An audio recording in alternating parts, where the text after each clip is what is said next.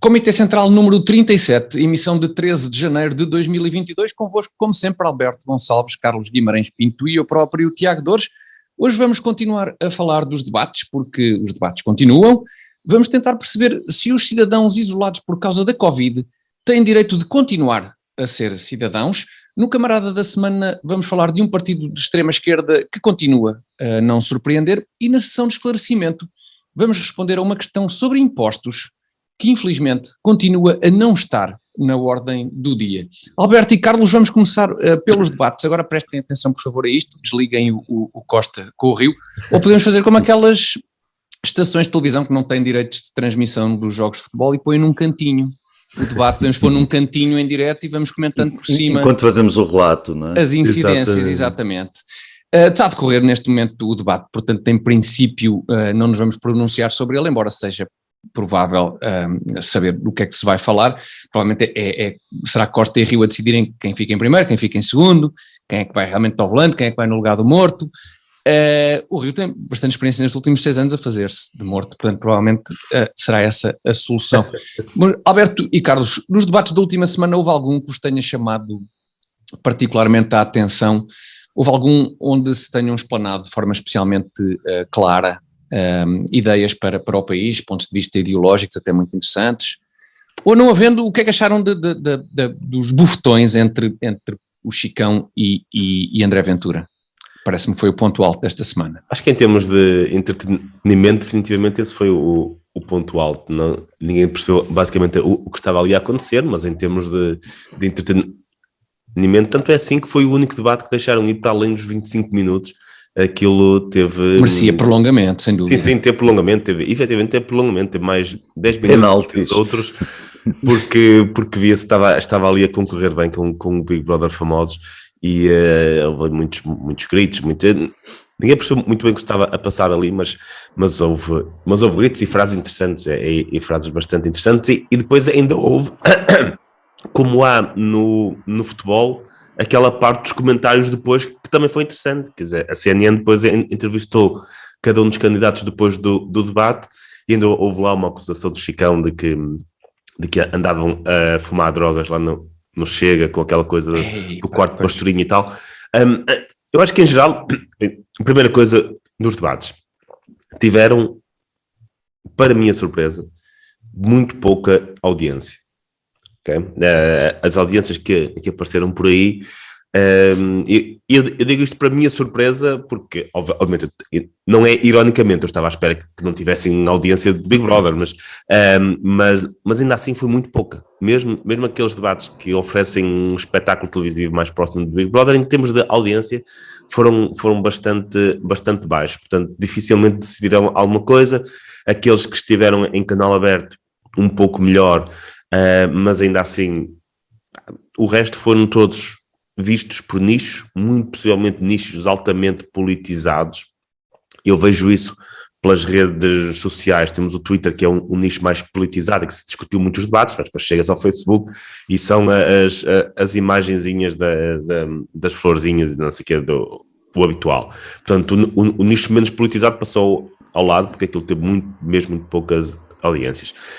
Em relação às pessoas que estiveram ali a debater, acho que cada uma acabou por seguir o seu estilo, não é? O estilo que se calhar se esperava de cada um deles e que lhes era natural. Acho que a primeira ronda de debates ainda houve ali algumas tentativas de cada uma das pessoas de fugir àquilo que é o seu estilo, para fingirem um outro estilo diferente, mas depois eu acho que até se farta, não é? Porque é que eu hei de estar aqui a fazer este acting quando nem sequer funciona muito bem? E depois cada pessoa foi ao seu estilo, e isso torna a coisa interessante, porque se vê o que acontece quando temos uma pessoa com um estilo mais agressivo e uma pessoa com um estilo mais calmo a debaterem entre si. Quando temos duas pessoas com um estilo mais calmo, como foi o caso do PSD e a IEL, aparecem depois algumas ideias, não vou falar demasiado sobre isso, mas aparecem ali algumas ideias, bem ou mal, mas independentemente daquilo que se acha sobre isso, consegue-se perceber. E quando se encontram duas pessoas com um estilo mais aguerrido, cria-se um certo espetáculo televisivo, é verdade. Quer dizer, não é um grande espetáculo político, mas é um espetáculo televisivo interessante de seguir.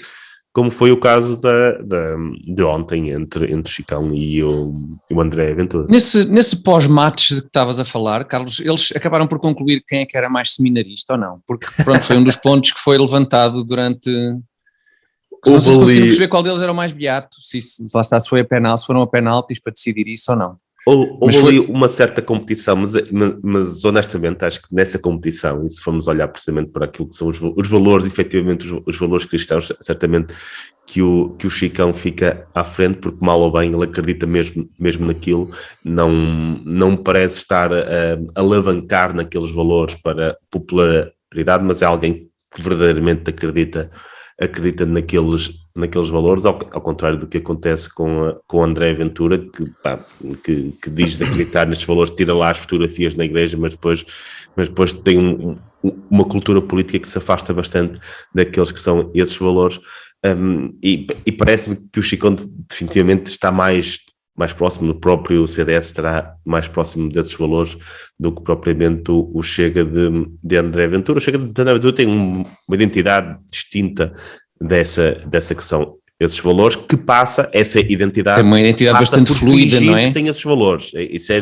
diferente. Essa identidade é importante fingir que se tem esses valores, o que não quer dizer que se tenha. E de resto, não houve assim particulares novidades. O Rui Tavares continua com aquelas... O Rui Tavares que teve, em geral, para os objetivos dele, uma boa prestação, mas em todos os debates que ninguém viu, portanto, aqueles debates foram lidos pelas pessoas do livro.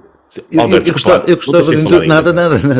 gostava de introduzir outra analogia futebolística, já que falámos em prolongamento. Boa, estamos fortíssimos hoje, vamos a isto. Que talvez explique a baixa audiência dos debates. Eu, quando era miúdo e gostava de futebol, quando havia campeonatos do mundo, eu ia ver o calendário cada dia do campeonato e havia sempre 3 ou 4 jogos, não é?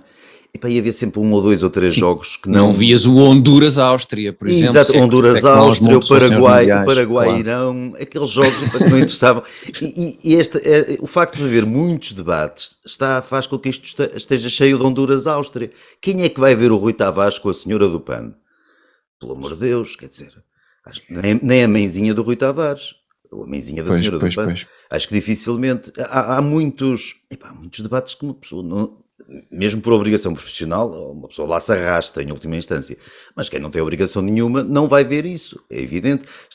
É um partido ali de um nicho muito específico, que elegeu ali uns deputados, nem se percebe bem como e sobretudo não se percebe porquê, e é um partido de um sujeito só, por exemplo, como o caso do Dr. Tavares, que não quer eleito para coisa nenhuma, quando o partido elege alguém, não o elege ele, ainda por cima.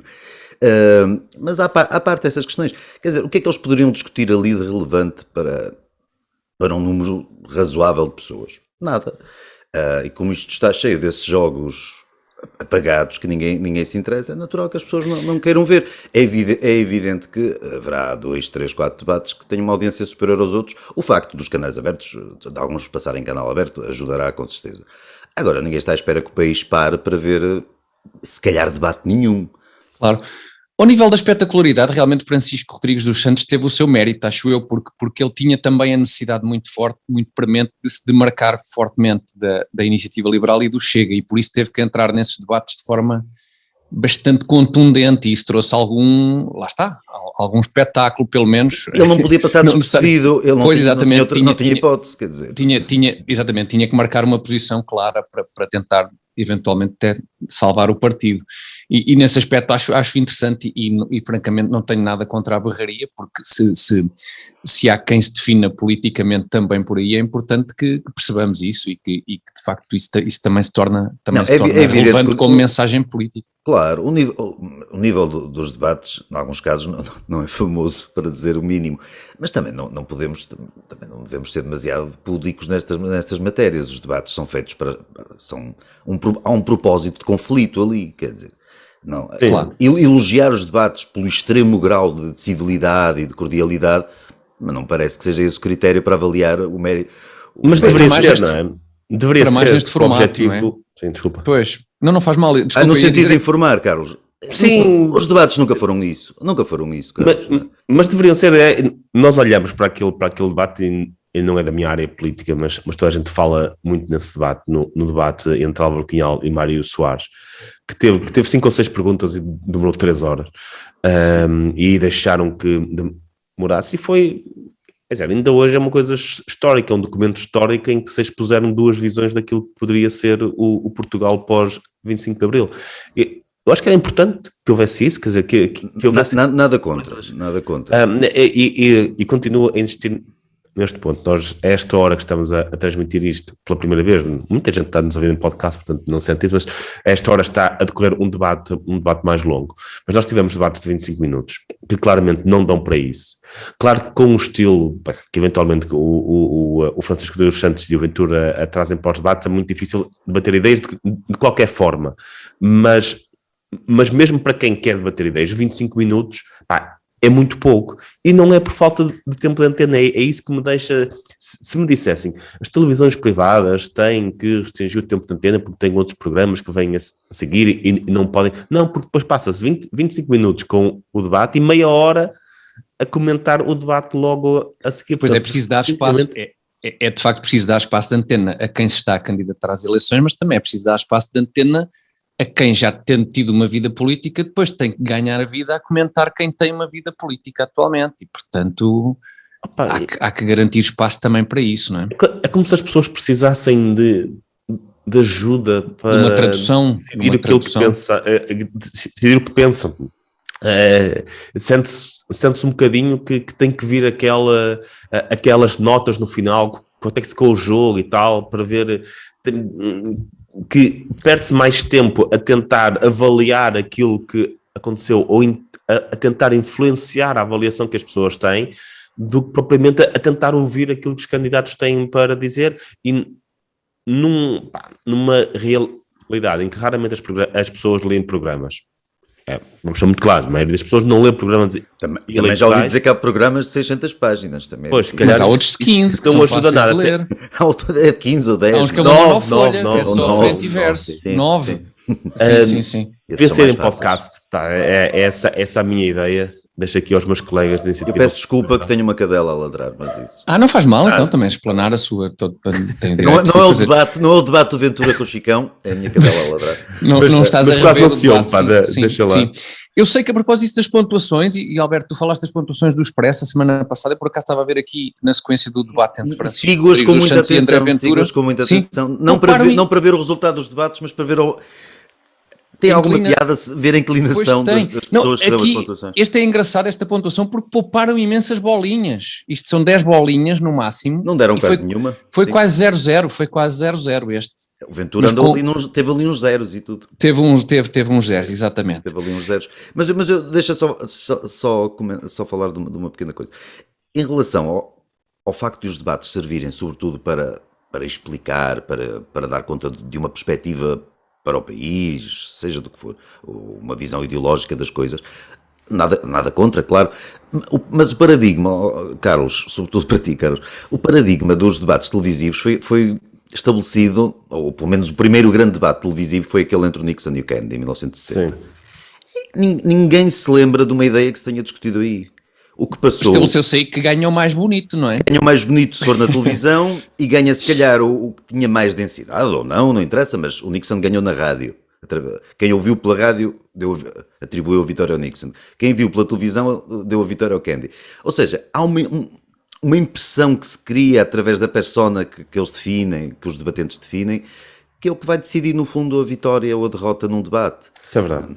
Não é exatamente mas é infeliz que seja assim, note-se. É infeliz que seja assim.